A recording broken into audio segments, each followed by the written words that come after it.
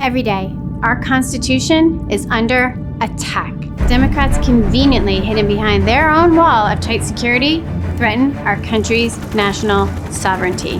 The Biden administration has stopped construction of the fence, and this is a huge problem. Biden's open border agenda, invited, then actively enabled, and now facilitates our country being invaded. Crisis at the southern border. Just over 4,000 people under that bridge. 8,000 migrants. For over 10,000 migrants. Nearly 11,000 migrants. More than 12,000 migrants. With a vaccination rate of less than 1%. He's imported more virus from around the world by having a wide open southern border. Folks are coming over and across as if there is no border. Many with COVID, none of them being tested. Nobody's being vaccinated, no mandates for them. Very unsanitary conditions. It is the most horrific thing I've ever seen. Biden can fix this at any moment, but he chooses illegal immigration over fixing the broken system. This is by design. This is what this administration wants. And people are asking, why aren't they at the border? Because this is going exactly as planned by them. So he is failing,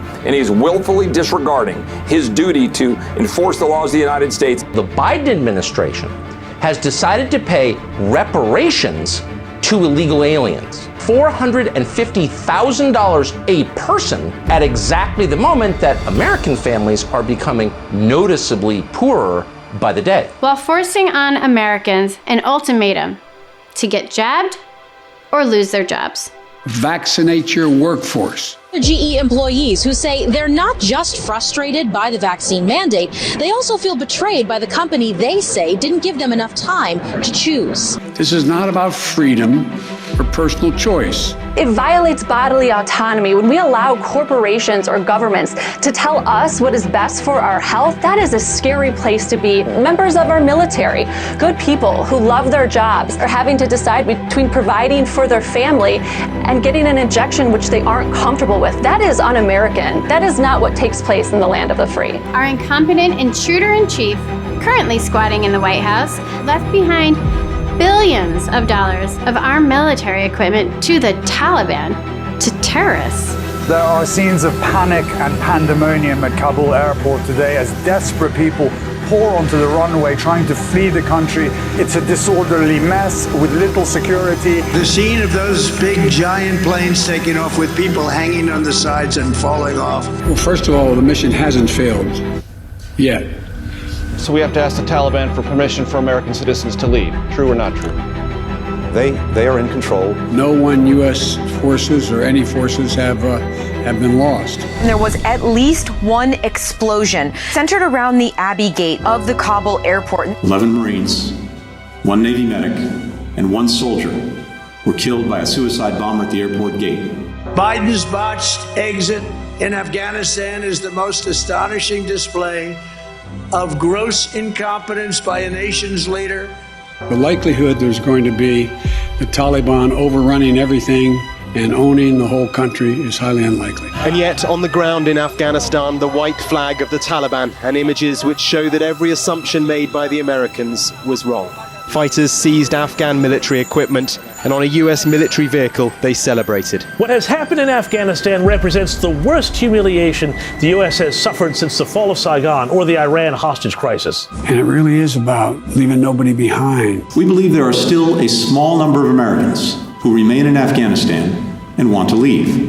He left Americans behind. All this while the United States is also trying to bring in and resettle more than 60,000 Afghan evacuees. If this isn't a mission accomplished moment, what is it? No, there's no mission accomplished. And in the wake of the biggest foreign policy disaster in America's history, this unhinged war criminal and his conniving band of co-conspirators have now made America the reigning, all-time, #1 state sponsor of terror against Americans.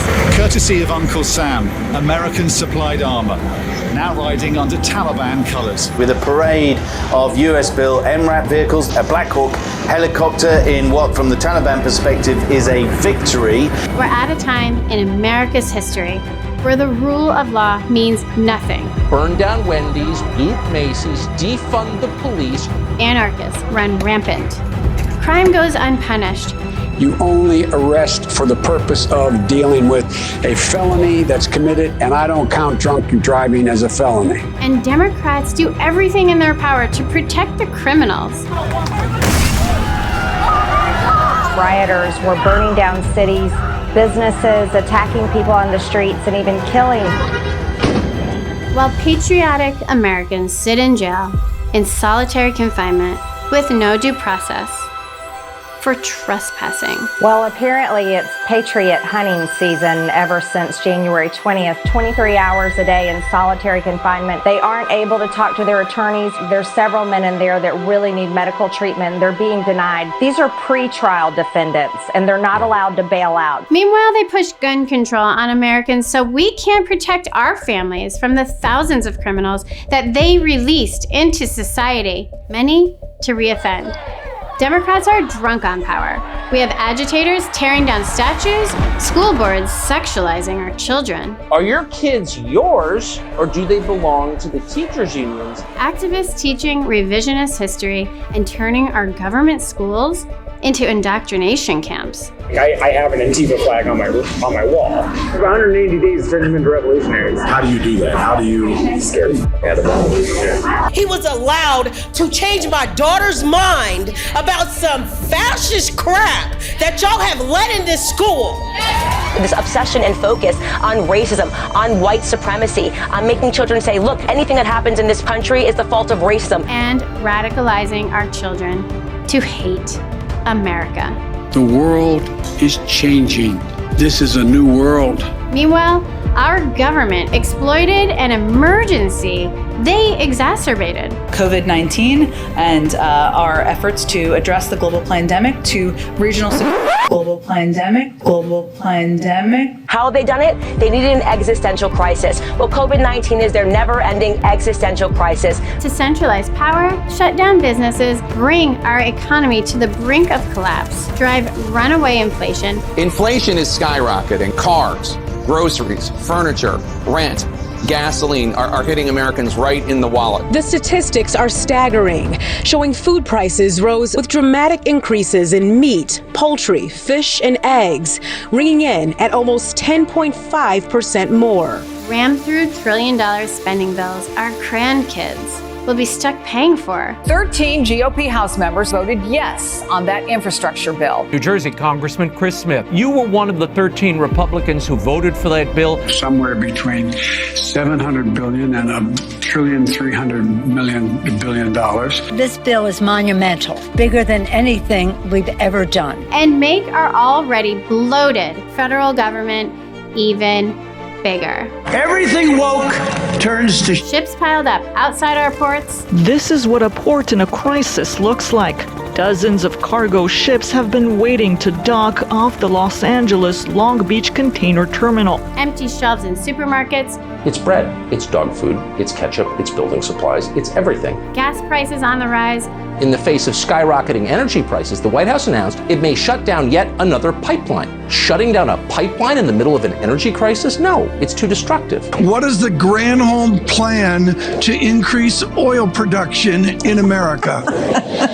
Oh my God, that is hilarious. I don't see anything that's going to happen in the meantime that's going to significantly reduce gas prices. Biden is the American horror story. Freedom. No, I mean, come on. Freedom. We are seeing America being radically transformed into a communist country. America. This is the government our founders warned us about. How did we allow it to get here? The goal here is compliance. We've been patient, but our patience is wearing thin. It's compliance that empowers our own government to push the envelope, seizing power they are not entitled to and trampling our protected rights. What they're really trying to do right here in America is build exactly that model where the state controls and owns and operates everything. You will have nothing and you will be happy because you will have served some higher purpose. And by the way, if you want anything, you gotta worship government. Put trust and faith in our government. In America, we don't worship government, we worship God. It's time for all Americans to wake up, secure our country, stand up to tyranny, and rein in our government's unchecked power. My name is Ann Elizabeth, and I'm running for Congress.